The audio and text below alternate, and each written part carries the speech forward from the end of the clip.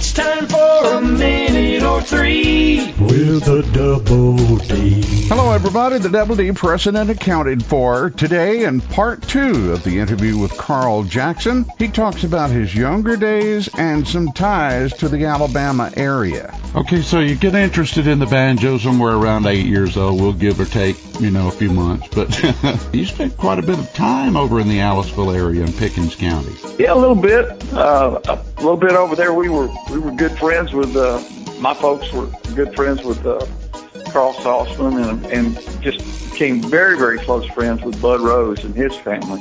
Mm-hmm. And Bud's just one of the finest guys I've ever known, and one of the best musicians too. He was just, a singer too. Bud was just an all-around talented guy and wonderful person, and we got to be close with him. And of course, Jim Brock, who to this day is a dear friend.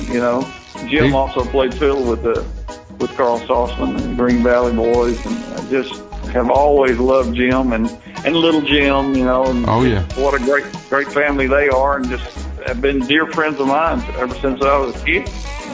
Jim Brock is one of these guys who will help you any way he can, and I know that for a fact because I've known Jim for a number of years as well. Absolutely. Jim's a fine guy and a fine fiddle player too.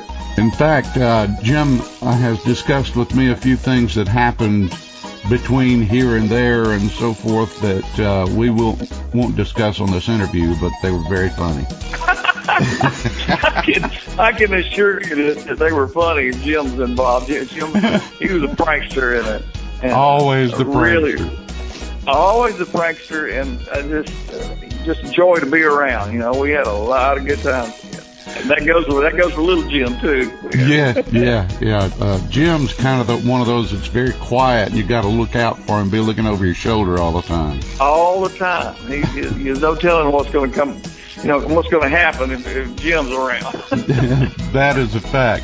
Now, you've grown up just a little bit. You're probably now in this time frame of 14 to 16 years old.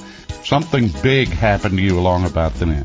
Absolutely. I was actually hired by Jim and Jesse to become a Virginia boy, and that was just an amazing thing for me at that, especially at that age, to be able to go on the road and be with such legends. It was a tremendous experience that I'll always cherish.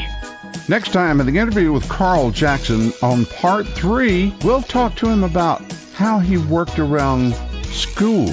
Until next time, may the good Lord bless you real good. Smile, it increases your face value. And if you think you're getting to the end of your rope, just tie a little old knot in it and hang on. But as my good friend John L. always said, just be sure it's not a slip knot. Tootie hoo! A minute or three with a Double D.